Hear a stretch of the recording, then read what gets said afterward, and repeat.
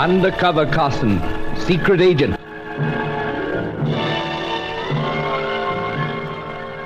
Operation Deathray. An assignment in Rio.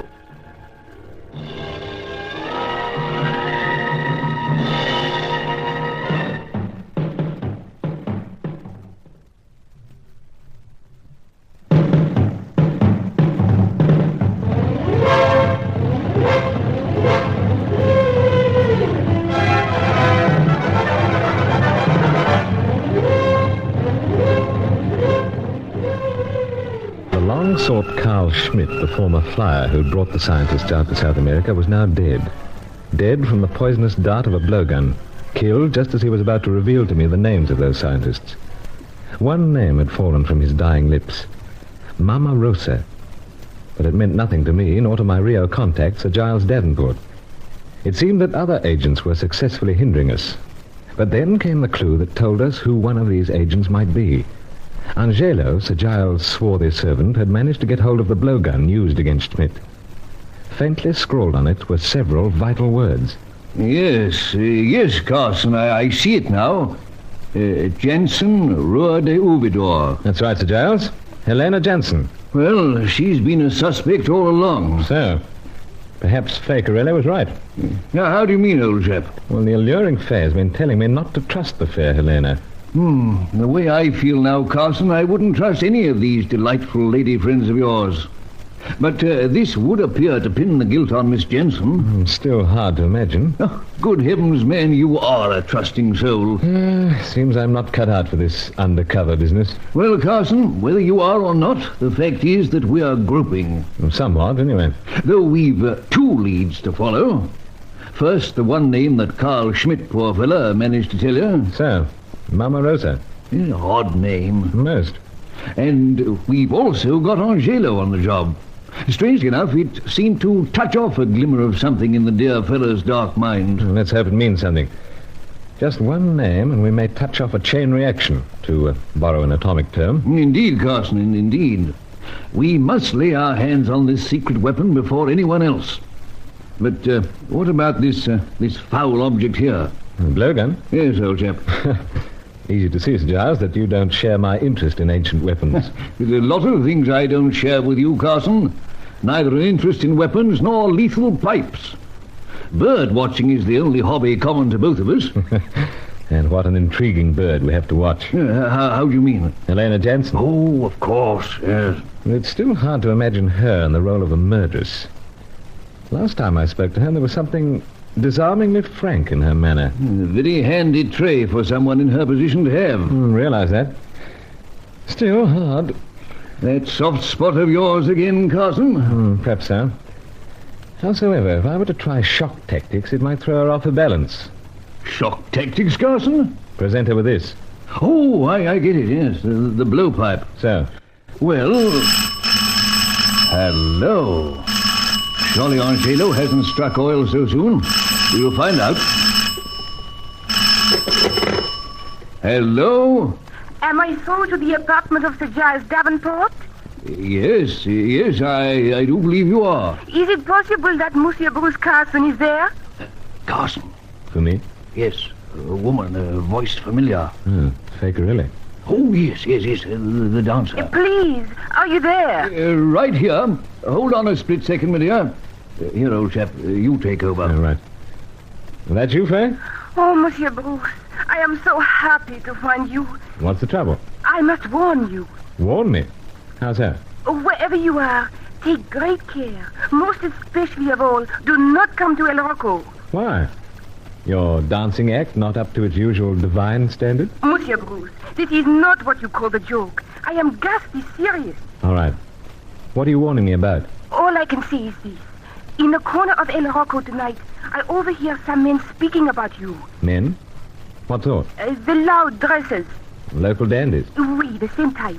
They plan trouble for you. Any details of that? No, I cannot hear. I pretend to be getting ready for my dance. Oh, but I must go.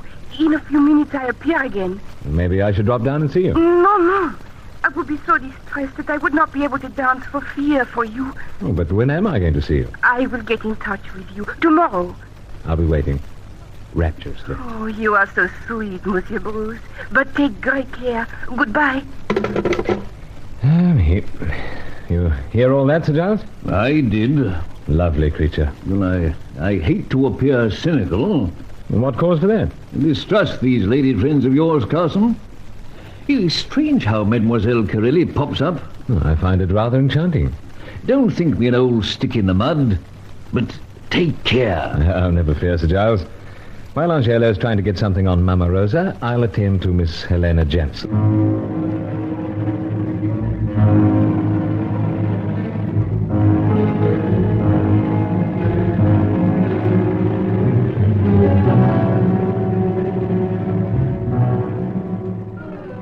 Still nothing on that vital word the following day. So I wrapped up the blowgun and set out for Helena Jensen's shop in Rua de Ubidor. Edged through the jostling crowd on the pavement, and then into the sophisticated quiet of the shop. I waited a few minutes while Helena disposed of a customer. She came over to me as cool and self-assured as usual.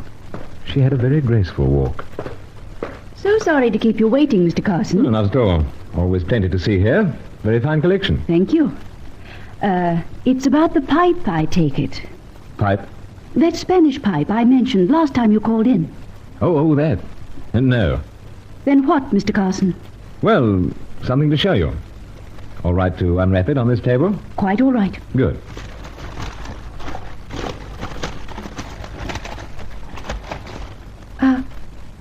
A blowgun. So, Miss Jensen, the whispering death of the primitive jungle. And why bring it here, Mr. Carson? I'm rather curious about the faint scribble on it. Where? Oh, how very interesting. Yes, 'tis rather. This is the blowgun that was stolen from here some time ago. Stolen, eh? Yes, stolen. You, told the police, I suppose? As it happened, I did not. Odd. Very odd, Mr. Carson, finding you with it. Collector of ancient and lethal weapons, you know. Then what are you doing here with it? Curious about the name, that's all. As I said before. I told you the blowgun was stolen. I rather perceive that you doubt my word. Perish the thought. Then all I can do is to thank you for returning my stolen property. That is why you've brought it here. Well, dare say it is, now that it's turned out to be yours. Very kind of you, Mr. Carson. I'm rather pleased to have it back. Thought you might be. Mr. Carson, you speak as if there might be something more to this than you're letting on. Oh, no. Leave it with you. Get in touch when that Spanish pipe turns up. You can depend upon that, Mr. Carson. Anything wrong? I have another customer. Huh? Oh, yes. Say, old chap, don't I know you? Not Bruce Carson. That's me. Roger Deauville. Roger Claudius Deauville, if I remember our school days rightly. I'm trying to live the Claudius down, old boy. But what are you doing in this part of the world? Oh, out here on a routine job with the British meat importing crowd I'm with. Oh, yes, your pater was a big noise in something like that. So? Still the old staccato Carson, eh? But fancy striking you here, of all places. Still keen on ancient and lethal weapons, you know. Been here on a small, allied matter. Oh, you know Miss Jensen? No, Carson, I don't. Miss Helena Jensen, may I present Roger Deauville? I'll spare you the Claudius. Very pleased to meet you, Miss Jensen. How do you do? Well, dare say you've something you want here, Roger. Actually, I'm just browsing. Looking for a few knickknacks for a place I have out of town. Oh, you're living here? Have been for some time now. But this calls for a drink, Carson. You'll pardon me for rushing him off, Miss Jansen. Not at all. I'll drop in some other time. Very pleased to meet you, Miss Jansen. Now, Carson, let's be off. I know just the place.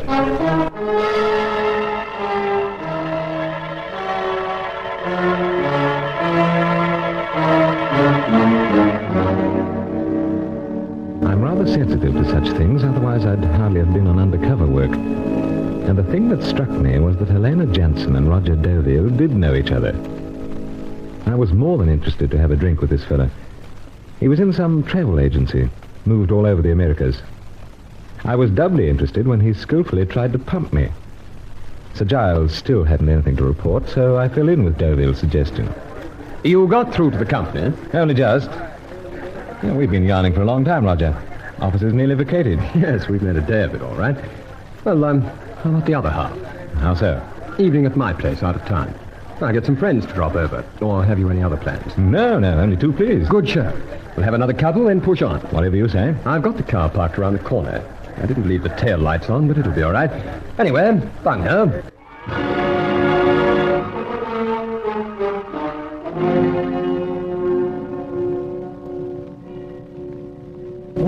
Must be some money in this travel business. What makes you say that? This car. Well, it's not a bad job. I prefer the English jobs.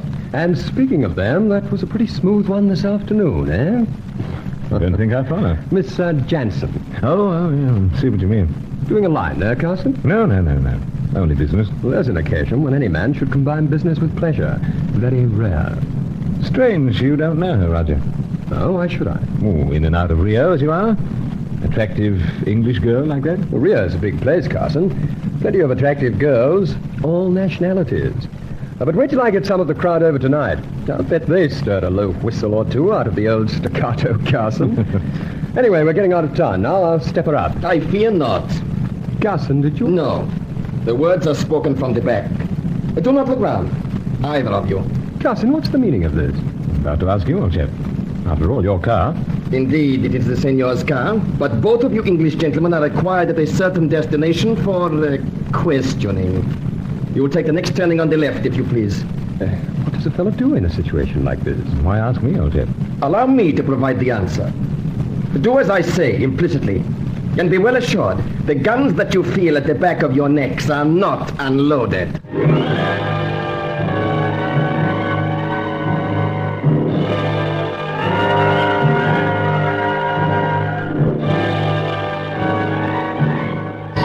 Riding silently in the back of the big car for 5 or 6 miles. The guns nudged at our necks. Deauville swung the car around to the left, and so began one of the less entertaining interludes in Operation Deathray.